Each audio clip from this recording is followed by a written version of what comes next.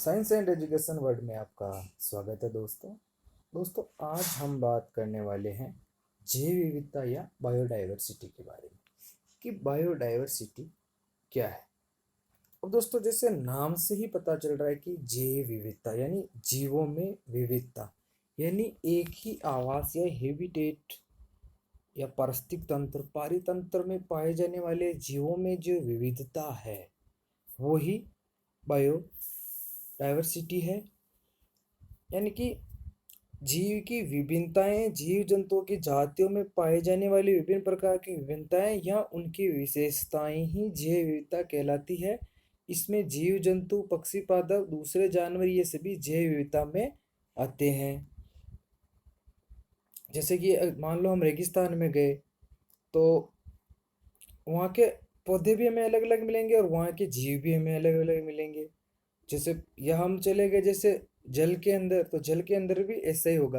यानी अलग अलग प्रकार के पौधे, अलग अलग प्रकार के पादप और पौधे, जीव जंतु ये अलग अलग मिलेंगे, तो ये बायोडाइवर्सिटी कहलाती है। अब ये तीन प्रकार की होती है। तीन प्रकार की कौन सी होती है? पहली होती है आनुवंशिक जैव विविधता। आनुवंशिक जैव विविधता को ऐसे समझो कि जैसे मान लो अब हम होमोसेपियंस है, ओके, हमारी जाति कौन सी है? हम होमोसेपियंस है।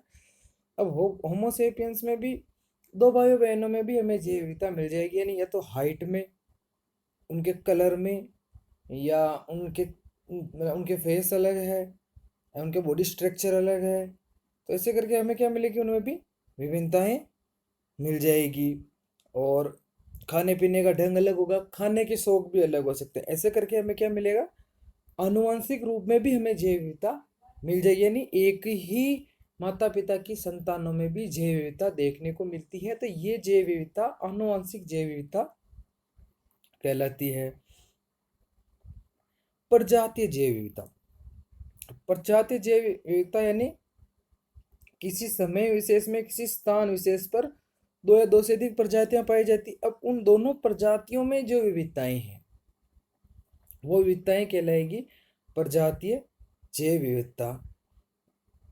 जैसे मान लो हम ऐसा बात कर लेते हैं कि जैसे किसी वातावरण में या अपने आसपास ही हम कुत्तों को ही देख लें, तो हमें जो अब वो सारे एक ही प्रजाति के हैं, फिर भी उनमें आपको विभिन्नताएं देखने को मिल जाएगी। जैसे कोई कुत्ता अलग प्रजाति का है, ऐसे करके। पारिस्थितिक जैव विविधता या पारितंत्र जैव विविधता ये एक ही है। इसमें क्या है कि विशेष पारिस्थितिक तंत्र में अगर जीवों में विभिन्नताएं पाई जाती है तो वो पारिस्थितिक तंत्र जैव विविधताएं कहलाती। जैसे जो मैदानी तंत्र है, रेगिस्तान, इनमें भी हमें अलग अलग जीवों में और जो अलग अलग आनुवंशिक या जातीय विविधताएं भी हमें पारिस्थितिक तंत्र के अंदर देखने को मिलेगी। यानी जैसे मान लो कि मैदानी तंत्र वाले हैं, अब उनको रेगिस्तान में छोड़ दें तो वो वहां जीवित नहीं रह पाएंगे। ये है जैव विविधता कि भाई जो रेगिस्तान वाले हैं या पहाड़ वाले हैं, जलीय वाले, तो वो वहीं पर ही अपना जीवन यापन कर सकते हैं जिस पारिस्थितिक तंत्र के वो अनुकूल है। अलग में छोड़ेंगे तो वो मतलब सर्वाइव नहीं कर पाएंगे, और जब सर्वाइव नहीं कर पाएंगे तो वो उनकी मृत्यु हो जाएगी। तो यही है पारिस्थितिक तंत्र। पारिस्थितिक तंत्र जो विविधता है उसका यही है कि भाई जैसे अब जलीय को ले लो, तो जलीय में भी जो मीठे पानी वाली पारिस्थितिक तंत्र और जो खारे पानी या समुद्रीय पारिस्थितिक तंत्र है, तो अगर खारे पानी वालों को मीठों में डाल दो और मीठे वाले को खारे में डाल देंगे तो वो भी वहाँ पे अपना सर्वाइव नहीं कर पाएंगे। तो ये है पारिस्थितिक तंत्र। और इसके बाद क्या है कि जैसे इसमें जैसे जैव विविधता का महत्व है, और तो ये क्या है कि ज़्यादा खास टॉपिक नहीं है। जो खास टॉपिक है वो है कि जो इसके लिए जो जैव विविधता के जो संरक्षण के लिए जिस संस्था ने काम किया था उसका नाम था IUCN। तो उसने क्या है कि बहुत सारी प्रजातियां विलुप्त हो गई थी जिनको रेड डाटा बुक में लिखा गया, और उनमें से उन्होंने कुछ प्रजातियों को परिभाषित किया। तो वो परिभाषाएं हमें अक्सर एग्जाम में पूछते हैं, तो वो मैं आपको एक एक करके बताऊंगा। तो हुआ क्या कि जो मेस्ता स्टुअर्ट थे और जो अंतर्राष्ट्रीय प्रकृति एवं प्राकृतिक संशाधन संघ यानी IUCN, international union for conservation of natural, तो इन्होंने कुछ परिभाषाएं दी है, जैसे कि असहाय प्रजातियां, तो वे प्रजातियां जो संकटग्रस्त बन सकती है, यानी अभी उनमें गिरावट जारी है लेकिन वो विलुप्त नहीं हुई है, विलुप्त होने की वो कगार पे है। ओके, जैसे इसका उदाहरण है भालू या स्लोथ बियर, जो कि विलुप्त, जो असहाय प्रजाति है, वो संकटग्रस्त प्रजाति भविष्य में बन जाएगी, तो वो असहाय प्रजाति कहलाती। दुर्लभ प्रजाति, ये वो प्रजातियां हैं जिनकी संख्या कम होने के कारण उनकी विलुप्ति का खतरा बना रहता है, जैसे कि शेर, एशियोटिक लाइन इसका उदाहरण है। अनिश्चित प्रजाति, वे प्रजातियां जिनको विलुप्ति का खतरा है लेकिन कारण अज्ञात है, जैसे मैक्सिकन प्रेरी कुत्ता, यानी अनिश्चित प्रजाति, यानी कि भाई ये तो हमें पता है कि ये विलुप्त होने का इसका खतरा, लेकिन हमें उसका रीजन नहीं पता। अब जब रीजन नहीं पता हो तो हम उसको दूर नहीं कर पाते और उस जाति को बचा नहीं पाते हैं। संकटग्रस्त प्रजाति, अब वे प्रजातियां जिनके विलुप्ति का भविष्य में खतरा, यानी संकटग्रस्त, यानी वो बिल्कुल लाइन पे है, जैसे गंगा डॉल्फिन और नीली व्हेल जो संकटग्रस्त है। गंभीर संकटग्रस्त, यानी कि भविष्य में जंगली अवस्था में विलुप्त होने का खतरा सामना कर रही है, जैसे भारत में ग्रेट इंडियन बस्टर्ड। और विलुप्त प्रजाति, वे प्रजाति जिनका अस्तित्व समाप्त हो चुका है, जिनको हम सिर्फ फोटो में या जिनके सिर्फ जीवाश्म मिल रहे हैं, जैसे डायनासोर। अपर्याप्त रूप से ज्ञात प्रजाति, वे प्रजातियां संभवतः किसी एक संरक्षण से संबंधित होती है लेकिन अपर्याप्त जानकारी के अभाव में उन्हें किसी विशेष प्रजाति श्रेणी में नहीं रखा गया। जंगली अवस्था में, जंगली अवस्था में वे प्रजातियां जो वर्तमान में खेती अथवा कैद होने के कारण जीवित है और अपने प्राकृतिक आवास से विलुप्त हो चुकी है, यानी अगर उनका व्यावसायिक रूप से हम यूज कर रहे हैं इसीलिए वो जिंदा है, बाकी वो वहां से पर विलुप्त हो चुकी। संरक्षण आधारित, यानी वे जिनका संरक्षण कार्यक्रम पर निर्भर है। और लगभग जोखिमग्रस्त प्रजाति, वे प्रजाति दुर्लभ श्रेणी में पहुंचने के करीब है।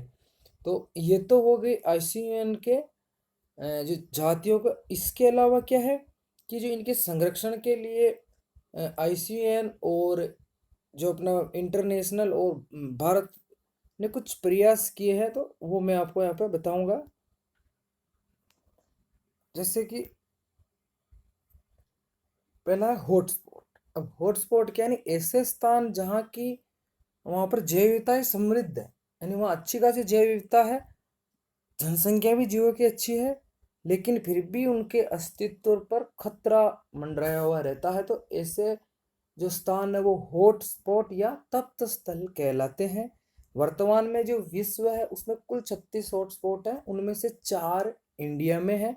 ये पहले 18 थे, तो 2 इंडिया में थे, अब इनकी संख्या बढ़ गई है, ये 36 है पूरे वर्ल्ड में, और ऑल ओवर इंडिया में ये 4 है। कौन कौन से अपन देख लेते हैं। पहला है हिमालयन क्षेत्र, तो इसमें भूटान, नेपाल, नॉर्थ और साउथ इंडिया क्षेत्र आता है जो हिमालय क्षेत्र में है। पश्चिमी या पूर्वी घाट, तो इसमें पश्चिमी घाट महाराष्ट्र, कर्नाटका, श्रीलंका तक फैला हुआ है। इंडो बर्मा रीजन, जो कि अपने बांग्लादेश से, पूर्वी बांग्लादेश से मलेशिया तक का हिस्सा, इसमें भारत का छोटा सा हिस्सा सम्मिलित है, फिर भी भाई है ना, इंडिया का कुछ पार्ट है तो वो इंडिया में आ रहा है। और जो सुंदरवन है, यानी जिसको अपन सुंडरलैंड बोलते हैं, इसमें समस्त आइलैंड आते हैं, जैसे थाईलैंड है, सिंगापुर है, इंडोनेशिया, मलेशिया और भारत के अंडमान निकोबार। तो ऐसे करके जो 4 भारत में हॉटस्पॉट है। और उसके बाद क्या हुआ, एक रामसर शहर आया, यानी हुआ क्या, जो 2 फरवरी सन 1971 को हुए सम्मेलन में जो आर्द्र जगह थी उनमें से पक्षियों को जो बचाने के लिए, क्योंकि आर्द्र भूमि में कीड़े होते हैं, उनको पक्षी खाने के लिए जाते हैं, तो उन आर्द्र जगह को बचाया जाए ताकि उन कीड़ों पर जो निर्भर पक्षियों की प्रजातियां हैं उनको विलुप्त होने से बचा जाए। इसके लिए रामसर में एक सम्मेलन हुआ और उसी के नाम पर इन आर्द्र भूमियों को रामसर साइट नाम दिया गया। तो ऐसे करके भारत में कुल 42 या 42 रामसर साइट है। तो दोस्तों इसमें आपको पहले तो ये पूछेगी कि सबसे पहले रामसर साइट कौन सी, तो कोल्लूरी झील आंध्र प्रदेश है। और हाल ही में कौन सी बनाई गई है, दोस्तों आप याद रखना, हाल ही में 2 नई बनाई गई है। पहली तो है सुर सरोवर आगरा, जहाँ पे सुर सरोवर नाम से एक सरोवर यानी तालाब नाम से आगरा में है, और एक चोकर लेक है लद्दाख में, वो अभी हाल ही में नई बनाई गई है। यानी 2019 से पहले 26 राम सेक्टर थे भारत में, और 2019 में सुंदरवन डेल्टा को शामिल कर इनकी संख्या 27 हो गई थी। और अब 2020 में 15 और सेक्टर शामिल कर लिए हैं, जिनमें से इनकी संख्या 42 हो गई है। और 2 बिल्कुल नए हैं, एक तो सुर सरोवर है और स्योकर लेक है, और 40वें नंबर की आप लोनार झील महाराष्ट्र भी याद रखें, क्योंकि ये बहुत चर्चा में रहती है, तो आप याद रखें कि इसका नंबर कौन से पे आ रहा है, यानी ये 40वें नंबर की है। इस प्रकार भारत में कुल मिलाकर 42 है। और यहाँ पे मैं एक और बात आपको बता देना चाहूँगा कि भारत में 18 बायोस्फीयर रिजर्व मंडल भी है, यानी ऐसे क्षेत्र जहाँ पे मनुष्यों का हस्तक्षेप नहीं है। ऐसे करके आप याद रखें कि 4 हॉटस्पॉट है, 42 रामसर साइट है और 18 बायोस्फीयर रिजर्व मंडल है, यानी जैव आरक्षित मंडल जहाँ पे मनुष्यों का हस्तक्षेप मना है। इस प्रकार करके जैव संरक्षण या जैव विविधता के लिए ये प्रयास किए गए हैं। अगर दोस्तों आपको ये मेरा छोटा सा प्रयास पसंद आया तो मेरे इस वीडियो को अधिक से अधिक लाइक करें, सब्सक्राइब करें और शेयर करना ना भूलें। दोस्तों मैंने आपको इसमें बस शॉर्ट टर्म में ही बताया है, क्योंकि जो जे महत्व है उसमें बहुत सारे लंबे टॉपिक है, लेकिन वो इतने एग्जाम में नहीं पूछे जाते हैं, इसलिए मैंने उनको यहाँ पे नहीं बताया है। तो धन्यवाद दोस्तों, थैंक यू।